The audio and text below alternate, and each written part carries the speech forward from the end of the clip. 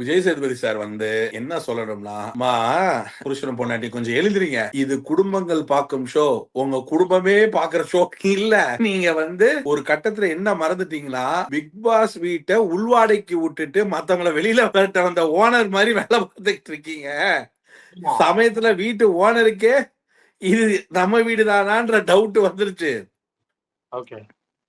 நிஜத்துல அதாவது ஒரு ஒரு வொர்ஸ்ட் பெர்ஃபார்மருக்கான ஒரு பாயிண்ட் இருக்கு. அந்த வொர்ஸ்ட் பெர்ஃபார்மர்ல டார்கெட் ஆரம்பிச்சாங்க. சரி விக்ரம வந்து உடனே முடியாதுங்க. அவங்க அடுத்த இதுல தலையில இருக்காங்க. வொர்ஸ்ட் பெர்ஃபார்மர்ல போட முடியாது அப்படின்னு போட்டு லாக் பண்ணியாச்சு. சரியா? வொர்ஸ்ட் பெர்ஃபார்மர் முடிஞ்சிருச்சு. மோர் ஆர் லெஸ் அதுல வந்து பிரஜினுடைய ரொம்ப நியூட்ரலான வெரி ஹானஸ்டான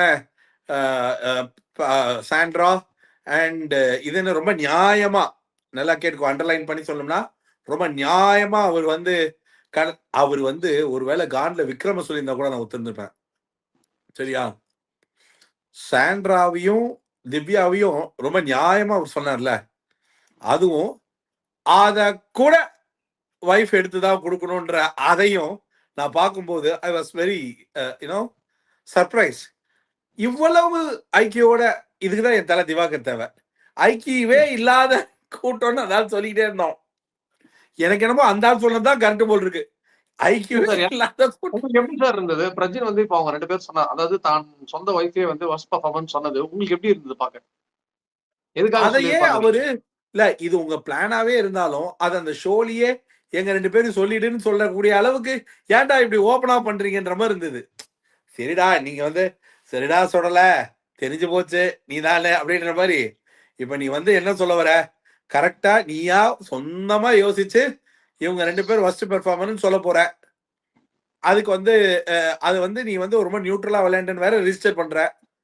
அது வந்து கன்றாவியா இருந்தது. 2வது எனக்கு என்ன தோணுச்சுன்னா, அதுக்குதான் அந்த நான் பாத்தீங்களா எவ்வளவு நியூட்ரலா இருந்தேன் அப்படின்னு சொல்றதுக்காகவே வெறும் சேர்ந்து எல்லாரோடையும் இல்ல சேர்ந்து நாமினேட் பண்ணிட்டேன். அதுதான் சொல்றேனே, நீ இந்த ஷோல கடவுளே கணபதி நீ ஏன்டா லாங் ஆன் போறன்னு பேட்ஸ்மேன் ஃபீல்டிங் செட் கதையா பிரஜின் அந்த ஷோல என்ன பண்றாருன்னு அவருக்கே இன்னும் தெரியல. சடனா ஒண்ணு பண்ணாரு பாரு. இவங்க 2 பேரும் அப்ப மத்த கண்டஸ்டன்ட் அதாவது மத்த கண்டஸ்டன்டோட ரியாக்ஷன் என்னது பிரஜின் வந்து அவர் வைஃபை நாமினேட் பண்ணிட்டாரா, திவ்யாவை நாமினேட் அந்த சீன் இல்ல. டேய் இத நீ பண்ணா நாங்க பச்சையா தெரிஞ்சிடும்னு நாங்க இவ்வளவு நினைக்கும் போதே இவ்வளவு பச்சையா செய்றியே. இதை விட கேவலமா இந்த கேம் விளையாட முடியாது.